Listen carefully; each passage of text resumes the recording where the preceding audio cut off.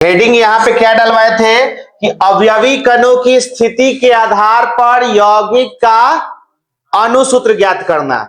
उससे पहले ये बात ध्यान दीजिएगा कि एकक कोष्टिका में अगर हम एकक कोष्टिका लेते हैं तो इस एकक कोष्टिका में अगर अवयवी कण कोने पर हो तो उसका 1/8वां हिस्सा ही एक एकक कोष्टिका में भाग लेता है। ठीक है, 1/8वां हिस्सा ही एक एकक कोष्टिका में भाग लेगा। अगर इस घन के या बोल दे कि एकक कोष्टिका के फलक पर है तो याद रखिएगा एक एकक कोष्टिका में उस कण का योगदान आधा होगा, यानी कि 1/2 भाग ही होगा। और अगर एकक कोष्टिका के केंद्र में अवयवी कण होगा, ठीक है, बीच में एकक कोष्टिका के केंद्र में, तो वो पूरा का पूरा एक भाग उसी का होगा। ठीक है, इतना बात आप लोग को याद रखना होगा। ठीक है, तो क्वेश्चन क्या है कि अवयवी कणों की स्थिति के आधार पर यौगिक का अणुसूत्र ज्ञात करें। इसमें बोला है कि दो तत्व कौन कौन सा है, ए तथा बी से मिलकर एक घनीय यौगिक का निर्माण होता है। तो चलिए हम लोग घनीय यौगिक बना लेते हैं। यहां बना लिए घनीय यौगिक। ये जो घनाकार यौगिक बना है किस किस से बना है, तो दो तत्व ए और बी से बना है। अब बोला है कि तत्व ए घन के कोनों पर, तो ये आप लोग को दिखाई दे रहा है, ये घन है ना, इसका कोना कय गो होता है, 8 गो होता है। 8 कोना पर कौन है, तो ए है। कौन है, ए है। उसके बाद क्या बोला, तथा तत्व बी फलकों के केंद्र पर स्थित है। फलक कय गो होता है, 6 होता है ना, सबके केंद्र पर उपस्थित है कौन, बी। एक फलक, 2, 3, 4, पीछे वाला 5, आगे वाला 6। ठीक है, कौन है, बी है। तो यहां पे इसको बनाने के लिए लिखेंगे कण ए कहां है, तो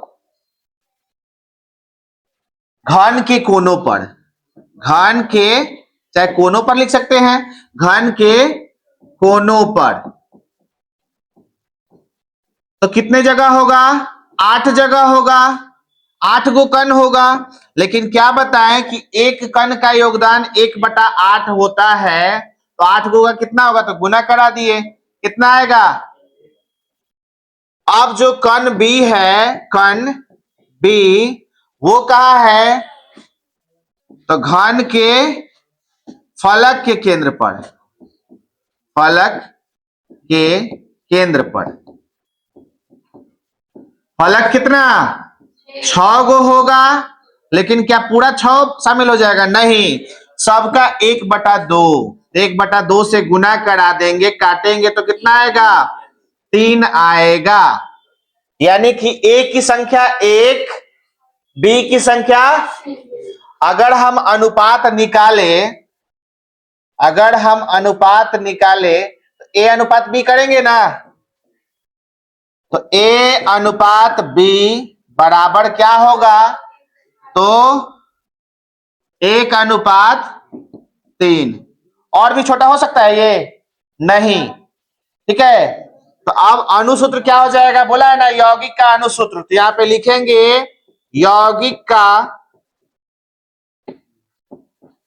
अणुसूत्र क्या हो जाएगा, तो ए की संख्या 1 है, A1 B3, A1 B3, 1 छिप जाता है तो क्या लिखेंगे, AB3। ये समझ में आया, उतारने का मौका देंगे आप लोग को। दूसरा क्वेश्चन इसी तरीके से दिया है, क्या है क्वेश्चन, यदि तत्व ए, कौन, ए तथा तत्व बी के परमाणु घन के कोनों पर एकांतर क्रम में उपस्थित है, तब अब हो गया एकांतर क्रम। एकांतर क्रम कहने का मतलब एक जगह ए होगा तो एक जगह, तो घन का कोना कै गो होता है, 8 गो होता है।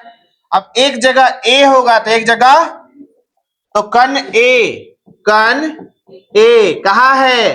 घन के कोनों पर।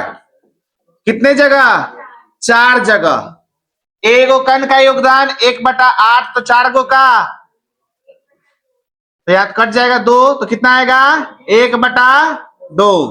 फिर कण जो बी है, कण बी जो है वो घन के कहा है? घन के कोनों पर ही है। ये भी कोनों पर ही है, ये भी 4 जगह। इसमें भी 1/8 से गुना करेंगे, काटेंगे तो कितना आएगा? 1/।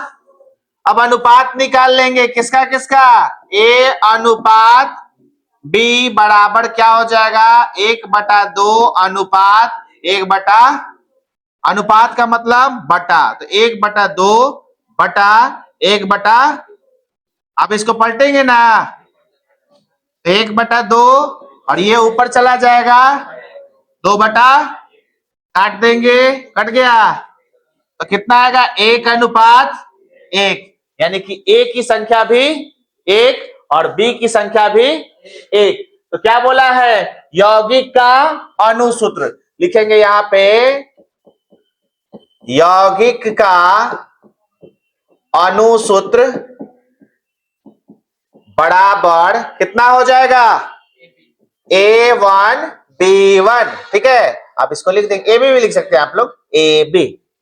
ठीक है, इस तरीके से हम लोग इसका निकालेंगे। अब तीसरा नंबर जो आप लोगों को क्वेश्चन दिए थे उसका देख लीजिए।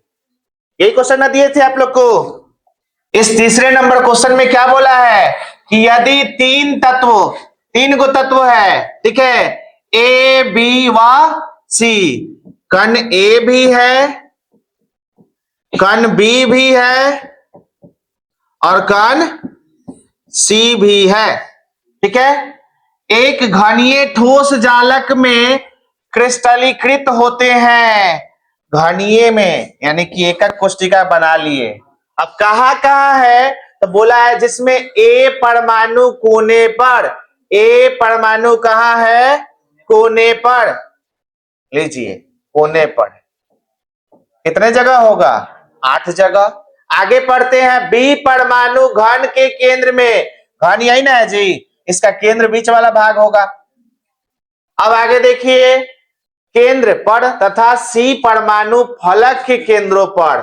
सी कहाँ होगा? फलक के केंद्र पर कितने जगह? 6 जगह होगा। आगे ठीक है, तो यहाँ पे कण ए कहाँ है जी?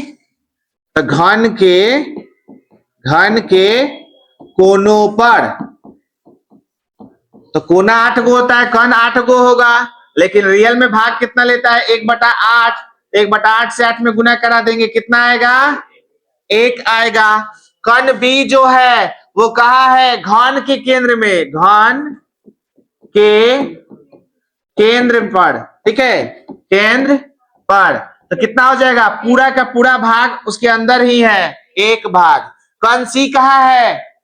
फलक के केंद्र पर। तो लिखेंगे घन के फलक के केंद्र पर।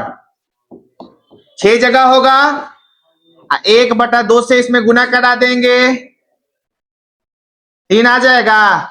अब हम लोग क्या करेंगे? तो अनुपात निकालेंगे। किसका किसका अनुपात निकालेंगे? तो यहाँ 3 गो कण है, ए अनुपात बी अनुपात सी बराबर कितना हो जाएगा? 1:1। तो यौगिक का अणुसूत्र क्या हो जाएगा? यौगिक का अणुसूत्र बराबर ए की संख्या 1, बी की संख्या 1, सी की संख्या 3। तो क्या हो जाएगा? ए बी सी 3, है ना? उतार लीजिए लोग इसको। यहाँ पे आदित्य क्या किए? यहाँ देख रहे हैं आप लोग, क्लास 10th में पढ़े होंगे, हम 11th में नहीं कहेंगे, क्लास 10th में आप लोग पढ़े होंगे एक्स अक्ष, वाई अक्ष और जेड अक्ष। ठीक है, तो यहाँ पे देख रहे हैं कि ये सीधे इस तरीके से एक बीमा में, 1 बीमा हुआ, 2 बीमा हुआ, 3 बीमा हुआ। कितना होता है? 3 बीमा। एक बीमा में सरियाए हैं। तो सबसे पहले निविड संकुलन को अगर हम लोग को समझना है, जाइए, निविड संकुलन को हम लोग को समझना है, क्लोज पैकिंग को, तो क्या बोलेंगे हम लोग? क्या पढ़ रहे हैं? ठोस पढ़ रहे हैं ना। ठोस में क्या पढ़ रहे हैं? क्रिस्टलीय ठोस। तो क्रिस्टलीय ठोस में अवयवी कणों की ऐसी व्यवस्था, अवयवी कणों की ऐसी व्यवस्था ताकि उसके बीच में रिक्त स्थान बहुत कम हो, उस व्यवस्था को क्या कहते हैं? और उस संरचना को निविड संकुलित संरचना कहते हैं। तो देखिए, तो एकदम सटा सटा के रखे हैं, अब जगह बच रहा है नहीं। तो ऐसी व्यवस्था, ये अवयवी कण हो गया, और अवयवी कणों की ऐसी व्यवस्था जिससे उसके बीच में रिक्त स्थान बहुत कम हो। रिक्त स्थान तो होगा ही, लेकिन बहुत कम हो, उस व्यवस्था को निविड संकुलन कहते हैं। ठीक है। अब यहाँ पे निविड संकुलन एक बीमा में भी हो सकता है, दो बीमा में भी हो सकता है, एक्स अक्ष और वाई अक्ष, और इसके ऊपर भी रख सकते हैं। ठीक है। तो सबसे पहले हम लोग क्या देखेंगे? तो क्रिस्टलों में अवयवी कणों का निविड संकुलन, और निविड संकुलन का डेफिनेशन लिखेंगे। तो क्या लिखेंगे कि क्रिस्टलीय ठोस में अवयवी कणों की ऐसी व्यवस्था जिसमें उनके अवयवी कणों के बीच रिक्त या खाली स्थान बहुत कम होता है, ऐसी संरचना को निविड संकुलित संरचना कहते हैं। और इस प्रकार की जो व्यवस्था होती है उसी को क्या कहते हैं? निविड संकुलन कहते हैं। अब देखिए, ये जो निविड संकुलन होता है उसको सरियाने का कई गो व्यवस्था होता है? 3 गो। ठीक है।